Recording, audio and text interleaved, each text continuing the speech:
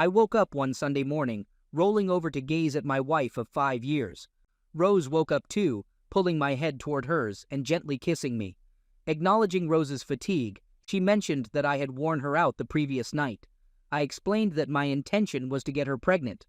Reassuringly, she wrapped her arms around me and conveyed that I would get her pregnant, asking me to be patient. We lay in bed, chatting as usual.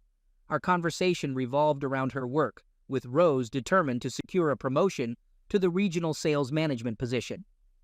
After a few minutes of the familiar work-related discussion, I suggested she take a shower. While Rose suggested that I shower, she agreed with the plan for me to run out and grab one of my specialty coffees.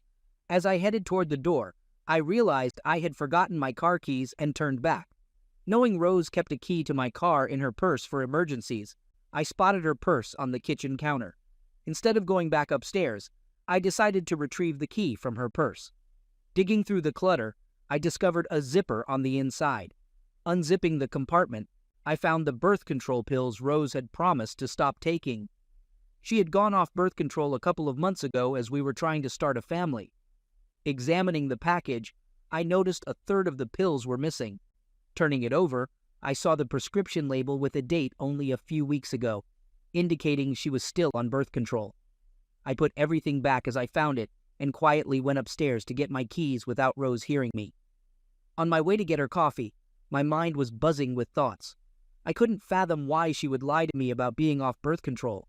I was confident she wasn't having an affair, as when she wasn't at work, she was with me. Her close girlfriend was the only variable, but her husband was also my best friend. I felt I knew where she was almost all the time, except during work hours. Feeling truly disappointed and under the impression that she didn't want to have kids despite seeming to be trying, I was lost in my thoughts. Around 4 p.m., Rose shook me out of my reverie. Observing my distant demeanor, she encouraged me to prepare, emphasizing that we were running late for dinner at Bill and Sherry's. Additionally, Bill had requested her assistance in his shop afterward. Upon arriving at their place, Bill sensed that something was amiss and asked about it. Initially, I insisted that nothing was wrong, but he persisted, claiming to know me better than I knew myself. He urged me to share my concerns. Reluctantly, I disclosed what I had discovered, that Rose had stopped taking the pill a couple of months ago. We explored potential reasons for her actions when Bill suggested the idea of hiring a private investigator. Bill suggested that I needed to understand the situation, emphasizing my emotional state and noting that only a few hours had passed. He assured me that Rose wasn't having an affair. When I questioned him to provide evidence, he suggested, "If you're so sure she isn't, what are you afraid of? Hire a PI. Once he confirms she's not involved with someone else, you can talk to her about kids and maybe better understand why she lied about taking the pill." On Monday morning, I enlisted the services of a private investigator, a professional our company utilizes for security matters and other concerns. After a conversation, the PI reassured me that it doesn't seem like Rose is having an affair. Based on the information, I informed him that I would conduct some checks, both during her work hours and off-duty. I also expressed the need to look into her medical records, as women can have unexpected issues. Despite periodic check-ins from the PI, I received no significant updates. Despite my attempts to conceal my emotions, I found myself unable to engage in closeness with Rose. Finally, on Saturday, Rose confronted me, demanding an explanation for my avoidance. Attempting to shift the blame, I accused her of lacking interest in closeness, triggering a major argument, our first significant fight.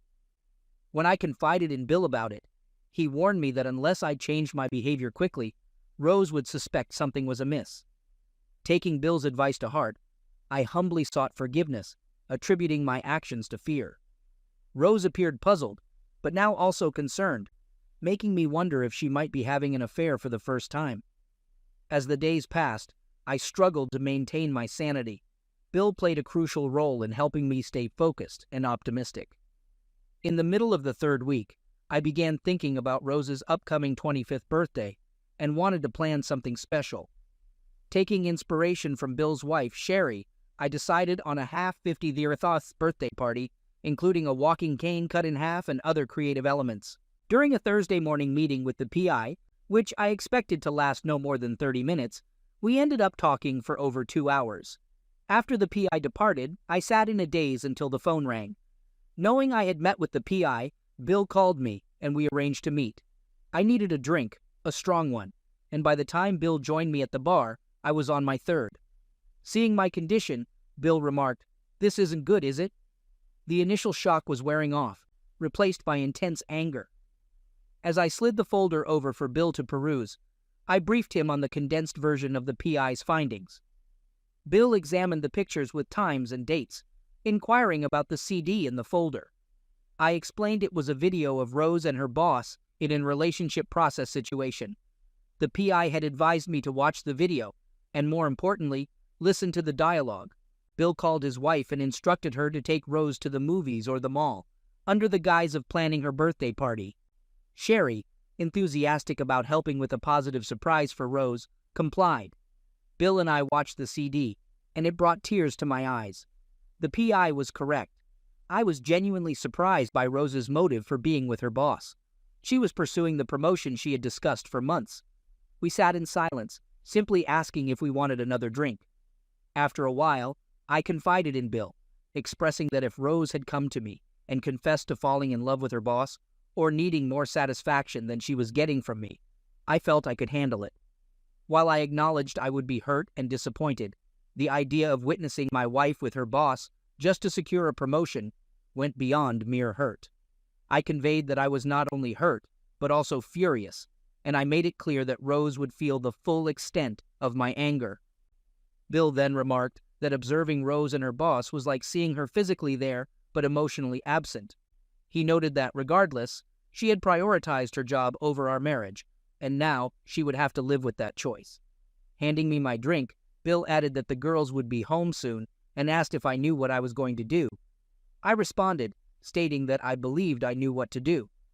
Looking up at Bill, I continued by sharing that next Monday was Rose's birthday, and I was determined to give her a surprise birthday party she would never forget.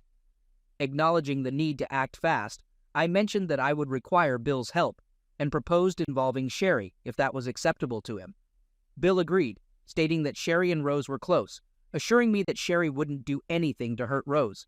He clarified that Sherry wouldn't be involved for that purpose.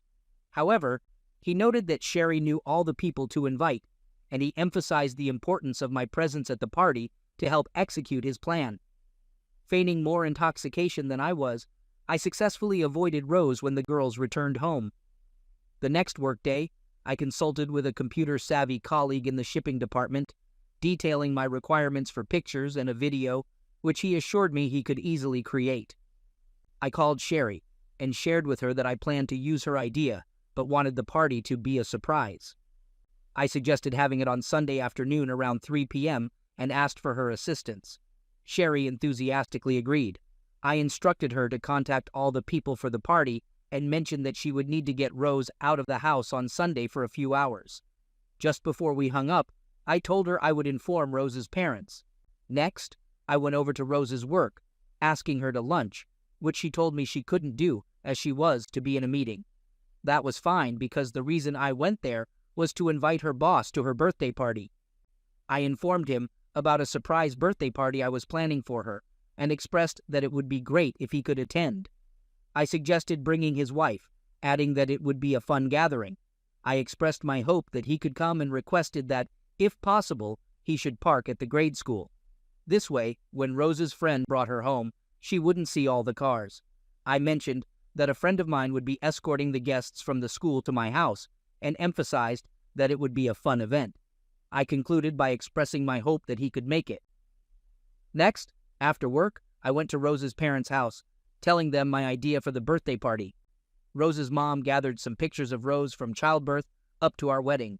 Later that night, I went to the computer guy's house. I showed him everything I had and gave him my idea of how I wanted the evening to go. He didn't say much, but after listening to me, he suggested a different way, which would have a more significant impact on everyone. I liked what he suggested, and after agreeing to his idea, he told me he would have it done and ready for me by Saturday. Wednesday, I went to a lawyer's office and initiated divorce proceedings with the reason being infidelity. Additionally, The attorney suggested pursuing legal action against her boss and the company they work for, expressing confidence in obtaining compensation from Rose's company. On Friday evening, I had Bill sitting across the table from me. I commented that when you think things can't get worse, they seem to find a way. Bill asked me in response what I meant. Well, Wednesday, when I went to see the attorney, I spent more time there than I thought I would. When I left the attorney's office, my mind was filled with my marriage problems, causing me to forget to go back to work and send off the bid for a job. The company lost out on the job, so today they suspended me for 30 days without pay. If it weren't for my boss, who knows that my marriage is going down the tubes, I would have been fired. My boss, though, wants me far away from Rose and this mess so I can get my head screwed back on. He gave me his timeshare that he has in Mexico to use, telling me that if I want to keep my job, I'll be in Mexico no later than Wednesday. Bill inquired if I was going. I replied affirmatively, expressing that I couldn't afford to lose this job. I suggested we proceed with discussing the details and potential scenarios. At Rose's surprise birthday party, I explained how the pictures were going to be displayed and also how I hoped the evening would go. Once I started the picture event, Bill was to ensure that Rose's boss didn't get away, as I wanted him to see the entire show. I also told Bill that the person playing the bartender would also be serving the divorce papers to Rose and papers to her boss. Arriving home, Rose was upset and demanded to know my whereabouts. I explained that I was with Bill. She dismissed it, saying it was no big deal. However, she disagreed, arguing that it was a big deal because she had come home early with great news, and I wasn't there. Rose accused me of excessive drinking and avoidance, stating that it seemed like I had a girlfriend. My face turned red, fueled by anger. Seeing my reaction, Rose appeared concerned. How could she accuse me of having a girlfriend while she pursued a job promotion by being involved with her boss? On the verge of losing my temper, Bill's voice echoed in my head, prompting me to apologize, deny having a girlfriend, and inquire about the good news. She shared with great excitement that she got the promotion, and starting next month, she would be the new regional sales manager. Rose expressed her joy by jumping up and down, then running into my arms and hugging me tightly. Surprising me again when I didn't think she could, with her arms still around me, hugging me tight, Rose conveyed, "Now we'll get that baby we want." Pushing her back to arm's length, I inquired about the meaning behind her words. Rose promptly nestled herself back into my chest and conveyed that our luck was changing, expressing a sense that things were going our way. She shared the news of her promotion and professed her love, confidently anticipating that I would be the one to make her pregnant. Following that, she looked up at me and sought confirmation about my desire for a baby. Rose, seeing the tears in my eyes, thought they were because of the baby, when in fact the tears were because I was soon going to lose the only woman I have ever been in love with. Grabbing me by the hand, Rose led me to her bedroom. We climaxed together. Rose expressed a desire for closeness again on Saturday morning, and I complied, although my involvement was perfunctory. While I was in the shower, Rose entered with a concerned expression and inquired about any concerns bothering me. She conveyed surprise at her recent inability to outlast me in lovemaking. In response, I encouraged her not to dismiss the possibility that something might be wrong. I pointed out my altered behavior over the past few weeks and the excessive consumption of drinks. Swiftly changing the subject, I admitted feeling responsible for our inability to conceive, suggesting a potential issue with my body. I proposed the idea of seeking medical advice, considering she had been off the pill for several months. Looking at her, I mentioned, maybe there is something wrong with my body, and I should see a doctor. After all, you have been off the pill for several months now, right? Rose took hold of me, and without directly addressing my question, proceeded to provide a significant pep talk, emphasizing that I was placing too much pressure on myself. She also said that now she has gotten her promotion at work, she too will be more relaxed. And even though she just can't explain it, she knows that I'll get her knocked up very soon. I thought to myself, I bet you could explain it if you wanted to. Saturday night, Rose wanted lovemaking again, but this time I did too. It would be the last time for us, so I gave her all I had. I think tough. She could tell that there was very little lovemaking on my part. It was just lovemaking. Sunday morning came, and I wasn't as nervous as I thought I would be. While Rose was taking a shower, I called Sherry, asking her if she had a plan to get Rose out of the house. Sherry assured me that she did, and told me she was proud of me for giving this party for Rose, as she knew Rose would always remember it. I nearly chuckled, thinking she'd remember this for quite some time. When she descended the stairs, I inquired about her plans for the day. "Why?" she asked. I explained Bill had called, needing my help with Sherry's honey-do list. Rose responded, "Great," as Sherry planned breakfast for the four of us, followed by helping her choose bedroom drapes. At 3:10, Sherry followed Rose into our house, everyone shouting surprise. Rose, greatly surprised, approached me with a big hug, thanking me as she had no clue about the birthday party. Scanning the guests, I heard Rose ask Sherry if she invited her boss. Sherry's negative response brought back that worried look on Rose's face. With my two key people in place, the party kicked off, with people laughing and mingling. I waited for almost 2 hours to ensure everyone had food, mostly lots of booze. With Bill's help, we gathered everyone in the living room, preparing for the show of the year. Addressing everyone, I expressed gratitude for their presence and suggested taking a look at the first half of Rose's 50th birthday before proceeding with the opening of cards and gifts. Smiling at Rose's parents, her cousin, and her boss with his wife, I gestured for everyone to be seated. Once everyone was settled, anticipation filled the room as they knew the theme of the party. Switching on the TV and my laptop, I announced, "Here we go." The first picture displayed Rose at 2 months, unclothed, lying on the bed. Whistles and jeers followed my comment, noting the nice spot on her. Rose blushed deeply as subsequent pictures slowly appeared on the screen. I joked or explained each picture, occasionally seeking input from her mom, resulting in teasing moments. From grade school to high school, I highlighted Rose's unwavering motivation. College pictures showcased her determination, including snagging me. Laughter echoed, and Rose enjoyed the show. Our wedding picture followed, with comments about my long hair. A picture of Rose's workplace appeared, then her desk, earned through promotion as the top salesperson. The next picture showed Rose's boss with his wife at our table during the Moss party. Rose sat next to her boss, another employee beside her, with me absent. Rose's smile faded, replaced by a worried look. Glancing at her boss, who also lost his smile, I suspected exchanged glances.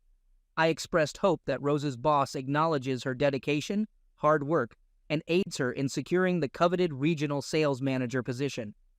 As I finished, I looked directly at Rose, sensing fear, as she had revealed her promotion to me. I started the video, emphasizing Rose's hard work for the new position. "More pictures, everyone." The video displayed an empty bed with Rose telling her boss it was the last time. As per their agreement, the video transitioned to Rose on the bed with her boss between her legs. Simultaneously, her boss urged her to take certain actions if she desired the promotion.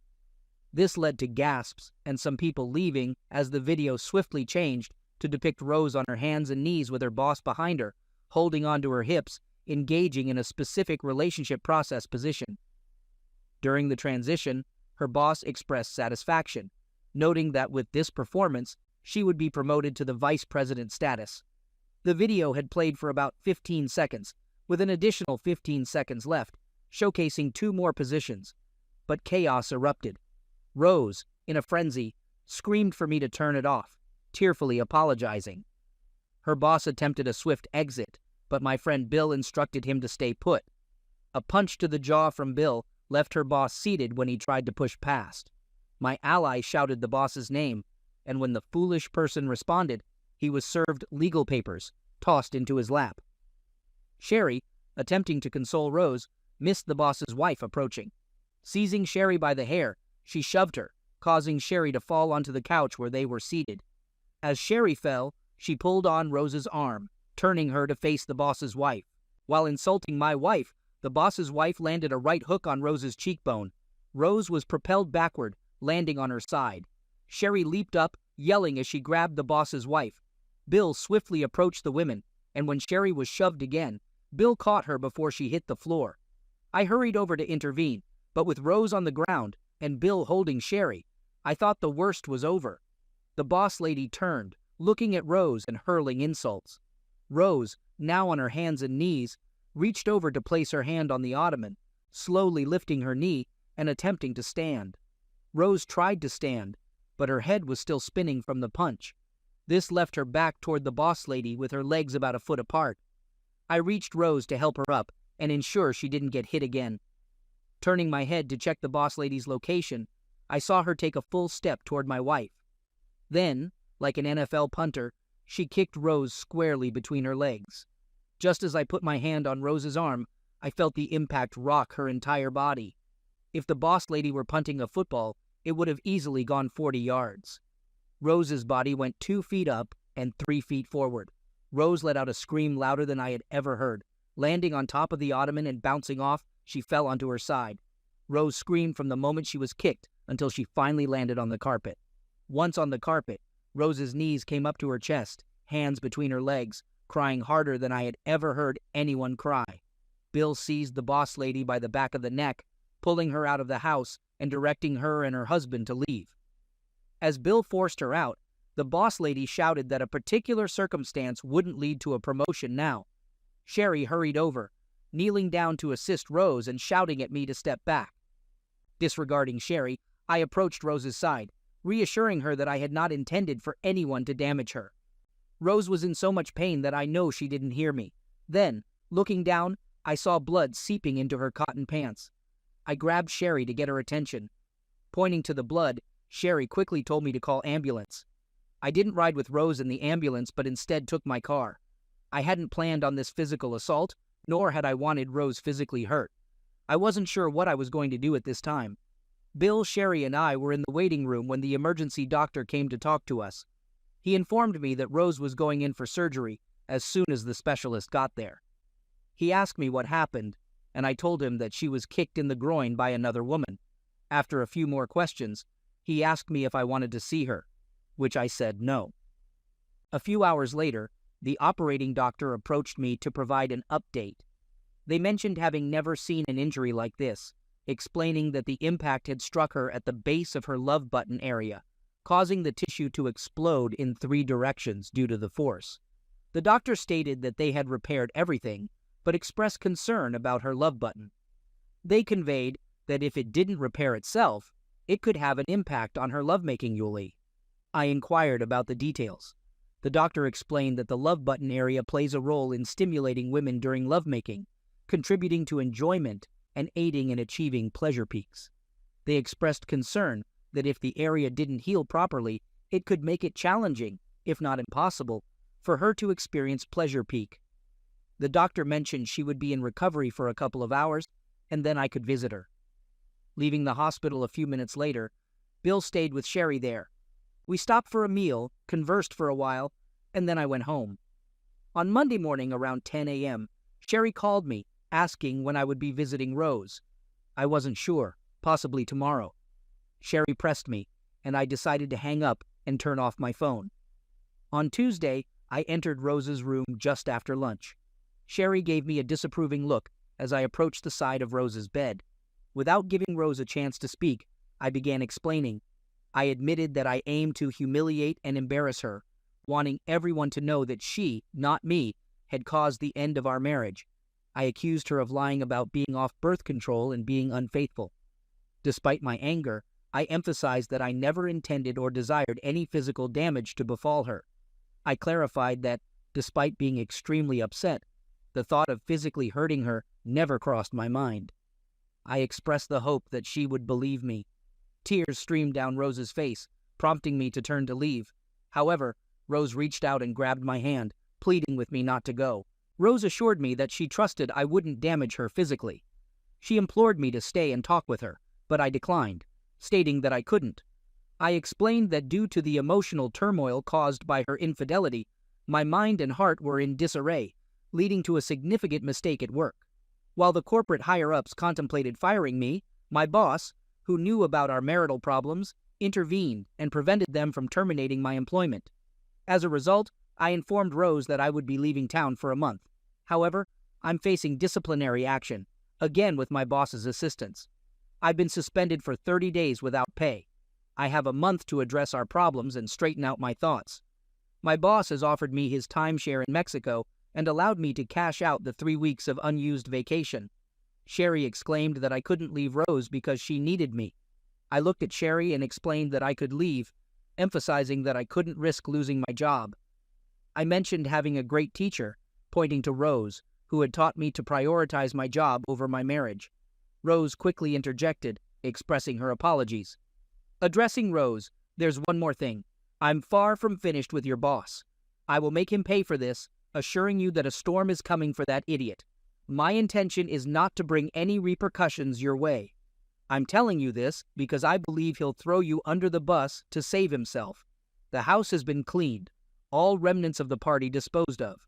On the kitchen table, you'll find materials from the PI and divorce papers for you to sign. Speaking of divorce papers made Rose squeeze my hand hard, hoping I wouldn't be able to pull away as tears flowed again. Rose, I left that material not to cause you more pain, but just in case you can use any of it to protect yourself from your boss. I think, and I hope you get yourself a good lawyer, Rose. Well, I have to get going as I have a plane to catch.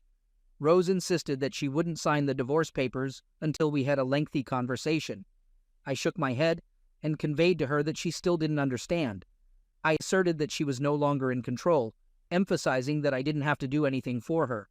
Pulling my hand away, I added that she had messed that up. As I started to walk out, Rose shouted, pleading for me to wait. I stopped and turned toward her. With tears streaming down her face, Rose expressed her profound love for me. She asked if upon my return I would please meet with her. At that moment, Rose, I'll have to say no. It hurts too much just to be here with you. Maybe after I get back, I'll think differently. Bill awaited me outside the hospital to provide transportation to the airport.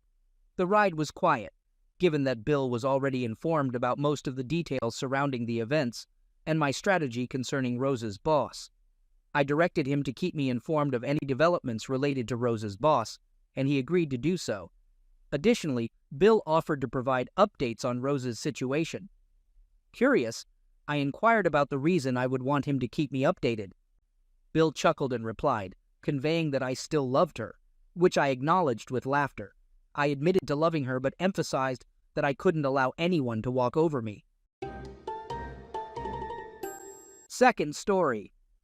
At 32 years old, I am currently in the process of divorcing my 33-year-old wife after discovering that my 5-year-old son is not biologically mine.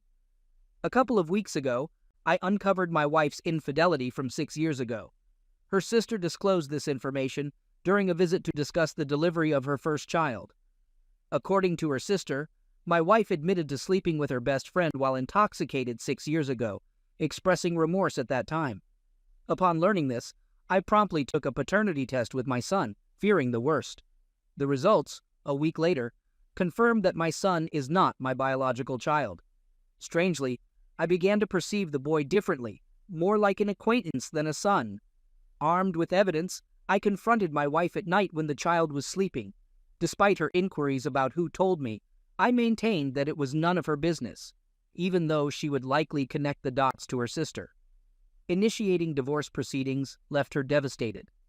Despite her multiple assurances that nothing had happened with anyone else since then, and claims of faithfulness in body and soul, I refrained from insulting her to avoid complications during the divorce, despite my disbelief and blaming of drinks instead of taking responsibility. In our conversation, she threatened to demand full custody of the child. Annoyed, I expressed disinterest in anything not biologically mine, allowing her to keep the child while I would keep our 2 dogs. She attempted to convince me to co-parent, asserting that I am the child's father. In anger, I exploded, yelling at her to go and take her child with her, referring to him as a fool. A week has passed since the incident. I am at home, which is in my name as a gift from my parents. She went to her parents' house with the child and has not contacted me since. My parents support my decision, and my dad believes I did the right thing by not raising someone not of my blood. While currently seeing a therapist 3 times a week, who assures me that leaving behind what causes me pain is the first step, emotional turmoil persists. Writing here for distraction was suggested by my younger brother. My sister-in-law disclosed everything out of guilt, seeing me happy with my son while knowing he might not be mine. The revelation occurred during a moment of weakness when we visited her, causing her to break down with guilt. I harbor tremendous hatred for my wife and conflicting feelings of pain and resentment towards the child. Despite this, I am determined to move forward. I hope the divorce proceeds smoothly since we have separate finances and properties. If she seeks child support, I have proof of the child's paternity, which, according to my lawyer, should suffice in any legal process. My therapist advises against seeing either the child or my wife, emphasizing the importance of focusing on my well-being first. The child is no longer my responsibility, and accepting this reality is crucial for my emotional recovery. Update. Not much of significance has occurred, but here's a brief summary about 3 days after my post. My ex visited my house and requested entry. I went out to meet her at the door, stating firmly that she wouldn't set foot in my house while I'm present. If she had anything to say, it should be at the door. She practically begged me to take her son back, acknowledging that cutting off all contact was my prerogative. She expressed that she deserved it, but raising a child alone would jeopardize her dream of becoming a notary. Working in public records, she's 2 years away from pursuing a vacancy in the judiciary to achieve her notary goal. I tried to explain calmly that my therapist recommended cutting off all contact with both of them, asking her to leave before I lose my composure. Despite my love for the child, I won't direct my anger at an innocent, especially one born out of her actions. I expressed this with some anger, but I never raised my voice since we were on the street, emphasizing that the child deserves better, and she is currently responsible for providing that. Afterward, we talked a bit more. She resisted the urge to cry or make a scene, considering we were on the street, and she values others' opinions. The last thing she asked was to at least let her see the dogs. I declined, believing it's best for them to get used to her absence. Seeing her after so much time would only make them euphoric. After that, she nodded and left. 2 days later, she called me upon receiving the divorce papers. My mistake was answering, and after about 30 minutes of yelling, I directed her to contact my civil lawyer for any questions. I then silenced her number. She hasn't come to my house or tried to call again. On the same day, I contacted a friend for my master's degree and suggested going out. She accepted, and we've been going out since then. Finally, last Friday, I proposed being an exclusive couple, which she accepted. She has stayed overnight at my house for a few days, already familiar with and adoring my dogs. I appreciate this, since I couldn't start something with someone who doesn't accept my pets. We are currently taking things easy. She understands the drama I am having with my ex and the child, respecting my decision. She asked if I will ever have contact with the child again. I told her maybe when he is of age to understand my decisions, but I don't expect it to interfere with my life in the future. She nodded, glad that I prioritized myself during this process. Maybe this took a little longer than I expected, but this is the summary of what happened these days, and well, update. Well, to put it plainly, I'm now officially divorced. In my country, there's a streamlined divorce process known as a quick divorce, applicable when there are no shared assets, joint finances, or children involved. This type of divorce takes place at the municipal level, bypassing the judicial proceedings that typically include reconciliation, asset distribution, and more. As you might have guessed, the sole complication was our shared son. The matter of the paternity test arose, confirming that the child isn't mine, and my name was successfully removed from his birth certificate, leaving him with both of his mother's last names. Describing the divorce process as challenging is an understatement. My ex-wife attempted multiple times to exploit our child's mental state to lure me back, but recollecting everything that transpired helped me stay focused. Gratitude is due to my current partner, who consistently supported me. While I understand it's not my fault, hearing it from her also played a role in helping me. After numerous discussions involving our lawyers, I proposed covering half of a nanny's salary for her son while she gets her life back on track. Fortunately, she agreed to cover the remaining expenses entirely on her own. I made it clear that I wouldn't be taking care of her son, and she agreed. Being devoted to her work, adapting to single motherhood seems to have been a significant shock for her. Out of curiosity, I asked if she spoke with the child's father. She tried, and he even lived with them for 2 weeks at her parents' house, but they simply had nothing in common, leading to conflicts. She had to intervene to prevent them from shouting at each other, and after a couple of weeks, he left her home. While somewhat sad, she is a woman with a good job and figure. With a year of nanny assistance, she has ample time to find a suitable stepfather for her son. Meanwhile, I don't plan to talk to him yet, perhaps in a couple of years or when he's a teenager. If the child doesn't wish to talk to me, I won't insist, understanding if he harbors resentment. Discussing the child led to her expressing hatred towards me, particularly for having a new partner quickly. I found it rude, especially since my current partner was present and I had to intervene in an argument between the two. Despite signing the divorce papers and acknowledging my help, she couldn't bear that. Throughout the conversation, I maintained a compassionate demeanor. She has always been proud, achieving everything through her merit, and my look seemed to hurt and anger her.